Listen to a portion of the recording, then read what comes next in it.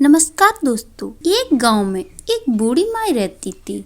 वह खूब व्रत पूजन करती थी। जब उसकी उम्र पूरी हो गई तो उसे एक दिन यमदूत उसे लेने आए और वह उसके साथ चल दी। रास्ते में चलते चलते गहरी नदी आई तो यमदूत ने उससे पूछा कि माई, तुमने गोदान किया है या नहीं। बुढ़िया ने तुरंत पूरी श्रद्धा से गाय का ध्यान किया तो गाय उसके समक्ष आ गई। फिर बुढ़िया उस गाय की पूंछ पकड़कर नदी आसानी से पार कर गई। कुछ देर बाद उसके रास्ते में काले कुत्ते आ गए। तब यमदूत ने कहा कि कुत्ते को खाना दिया या नहीं। बुढ़िया ने फिर कुत्ते का ध्यान किया तो रास्ते से कुत्ते चले गए। बुढ़िया फिर आगे बढ़ने लगी। तब उसके रास्ते में कौए आ गए और उन्होंने उसके सिर पर चोंच मारना शुरू कर दी। तो यमदूत बोले कि किसी ब्राह्मण की बेटी के सिर में तेल लगाया था या नहीं। बुढ़िया ने फिर ब्राह्मण की बेटी का ध्यान किया तो कौए वापस चले गए। कुछ आगे बढ़ने पर बुढ़िया के पैर में कांटे चुभने शुरू हो गए। यमदूत बोले कि खड़ामू का दान किया है या नहीं। बुढ़िया ने उनका ध्यान किया तो खड़ामू उसके पैरों में आ गई। बुढ़िया फिर आगे बढ़ी तो चित्रगुप्त जी ने यमदूत से पूछा, आप किसको लेकर आए हो। यमदूत ने कहा, बुढ़िया माँ, बहुत दान पुण्य किए हैं लेकिन धर्मराज जी का कुछ नहीं किया, इसलिए आगे द्वार बंद है। तब बुढ़िया माई ने विनती की कि मुझे 7 दिन के लिए धरती पर जाने दो। मैं 7 दिन में धर्मराज जी की कहानी सुनकर उद्यापन कर वापस लौट आऊंगी। धर्मराज जी ने उसके प्राण वापस कर दिए। धर्मराज जी, बुढ़िया माई के शरीर में जान वापस आ गई। सभी लोग बुढ़िया माई को जीवित देखकर भूतनी भूतनी कहकर चिल्लाकर भाग गए।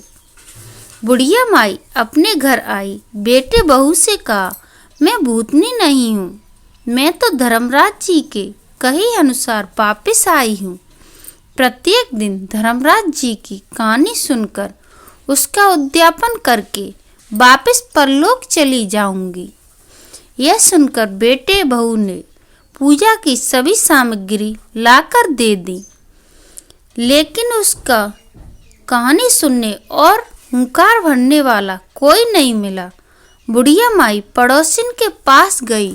पड़ोसिन ने कहानी सुनी और हुंकार भी भरा। बुढ़िया माई ने 7 दिन बाद उद्यापन कर दान किया। 7वें दिन बुढ़िया माई को लेने के लिए स्वर्ग से विमान भेजा गया। 7वें दिन धर्मराज जी ने बुढ़िया माई के लिए विमान भेजा तो गांव वाले और पड़ोसी देखते ही रह गए। तब बुढ़िया माई ने कहा, मेरी कहानी तो केवल पड़ोसी ने ही सुनी है।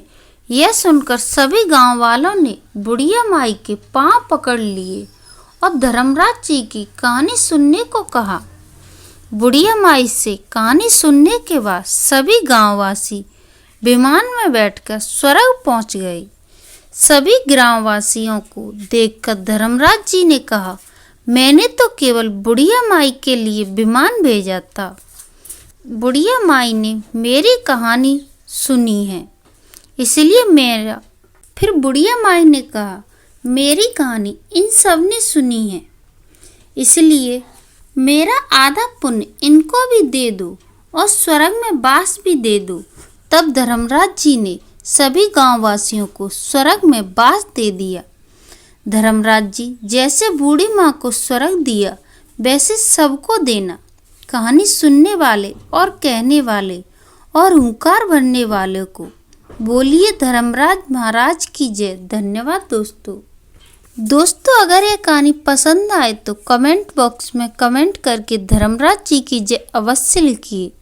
साथ ही आप मेरे चैनल पर नए हैं तो प्लीज़ मेरे चैनल को सब्सक्राइब करें और बेल आइकन पर क्लिक जरूर करें, जिससे मेरी वीडियो की नोटिफिकेशन आपको मिलती रहे।